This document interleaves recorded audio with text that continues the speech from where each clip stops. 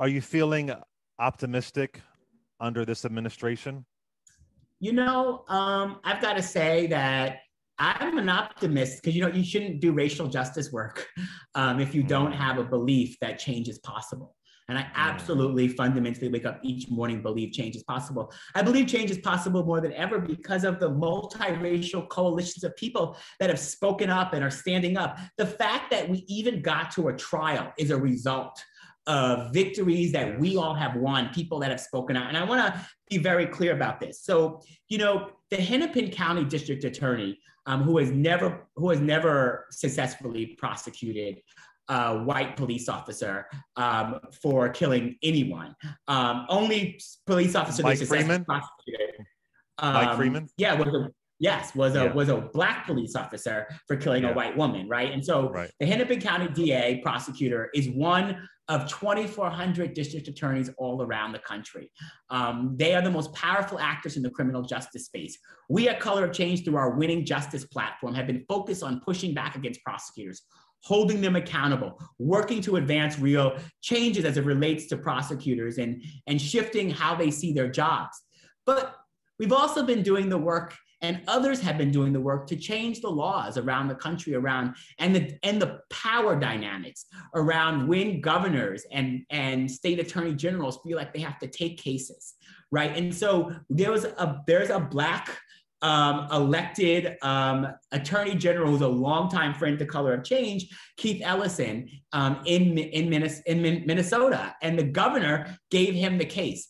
Had the case not been moved to Keith Ellison, we would not be having this conversation right now. Absolutely. But had we not built power, and I don't mean just we at Color of Change, I mean local advocates on the ground, I mean a larger movement of people and voices had not built power to change the incentive structure, to force those in power to be nervous about disappointing us, we would not have been in a place where they took the case.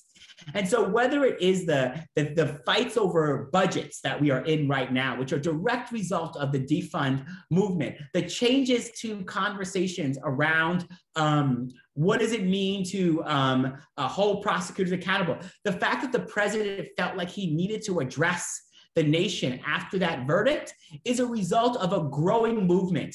All the corporations that spoke out over the summer is a result of employees speaking out and demanding it. And once again, that's the context. You're from Philadelphia, right? And Larry white Krasner. white people taking out their cell phones in a Starbucks in Philadelphia, knowing to take it out and film it and then post it is a result of a movement building power, changing dynamics. Obviously, Larry Krasner, the district attorney, and the work he's doing, all of this progress, right, is a result that even where we might be feeling so much challenge because we're dealing with death and we're dealing with it on video and we're dealing with all the things that we actually will never get back when we lose people and when we lose potential. We also have to recognize the progress and the power that we're building. And now it's our responsibility to continue to leverage that, to continue to win victories. And that means that, right, I talked about the funding. It also means ending qualified immunity. It means continuing to work all around the country. So if you're listening, visit winningjustice.org, because it's a place where you can learn about your local prosecutor and not just focus on, things that might be popping up in the news, but your local prosecutor might not be in the news now, but likely are doing things right now where greater transparency and accountability is needed. All of these things are part of the action that we need to take. And sometimes in these moments, we have a lot of nodding heads, a lot of tweeting fingers, but not enough moving feet. And I'm just asking people to sort of recognize that we have demands, but we will always lose in the back rooms if we do not have millions of people lined up at the front door. And that's where you come in. That's where the work comes in. That's where the fight comes in to translate this to strategic action. And that's why I'm excited, because, last year, this time, 1.7 million people had taken action with us in the previous 8 months. I sit here today to say that 7.2 million people have taken action with us in the previous 8 months. That level of growth, that level of new energy, that level of people of all backgrounds wanting to follow Black leadership and fight for a better tomorrow doesn't mean we have everybody where we need to have them. It doesn't mean that we have all of our demands where we need to, but I know the difference between something that is stalled and not moving and something that is moving and we just need to add more fuel to the engine. Rashad, that is so powerful because I say this, at least I feel like once a day. When you look at movements, when you look at Black folks progressing, when you look at the 1964 Civil Rights Act, the 1965 Voting Rights Act, that wasn't because Lyndon B. Johnson just loved Black people. That's not what it was about. It was Black folks pushing back. It was Black folks saying no more. Like you said, it was millions of people at the door. When you look at the Civil War, when you look at the end of slavery, that wasn't because Abraham Lincoln loved Black people. It was because Frederick Douglass was there, and there were Black soldiers who fought in the Civil War. The only reason why the North wins is because of Black soldiers. It's always been us. It's always been us pushing power, pushing policy. It hasn't been because the people in power just love us. We've pushed the power. So I really appreciate you saying that. We're the protagonists in our story. And Black people are not just the protagonists in our own story, but Black people are the protagonists in the American story of voting. No group of people have worked harder, fought harder, stood on longer lines, faced more indignity to express our will for the better future. And we've been the protagonists in these stories. But, you know, we need to, at the same time, never mistake presence for power, the visibility and the awareness of this moment for the ability to actually change the rules. I mentioned the corporations that have spoken out against injustice, right? While producing so much inequality and injustice, right? And so we can't allow people to sing our songs and use our chants and retweet our hashtags without accountability on the actual change. We can't let elected leaders say the right things and then not do the necessary things. And that is like part of why infrastructure is so important.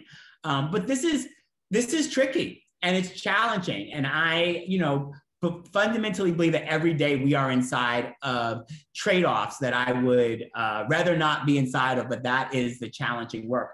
And sometimes we're inside of places where, in order to move something, we have to recognize the political realities of what's achievable in those moments. And so I even think about something like the George Floyd Act, which is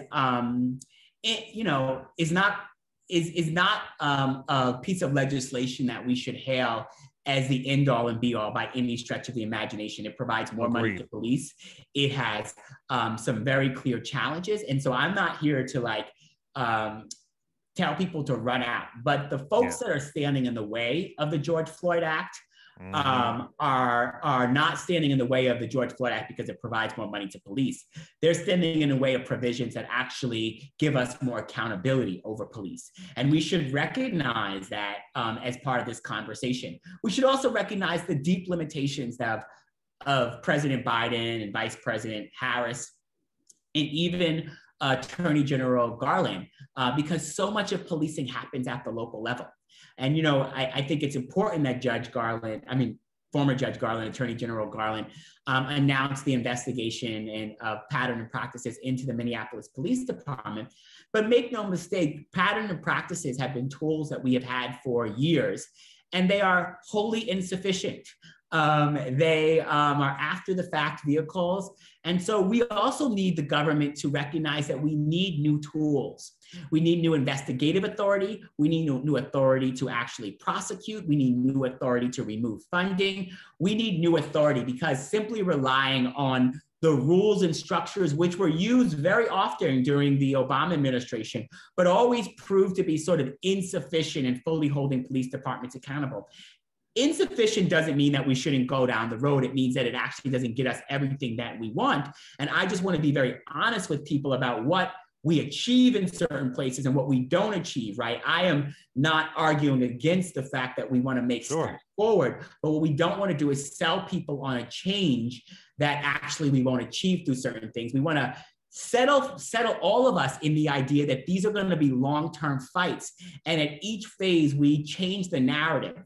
And what I mean by the narrative is we change the floor on what's acceptable. We raise that floor and then we push up the ceiling on what's possible. And in that space, we end up in a different sort of environment of what we can win. And that, you know, for me is where the work is.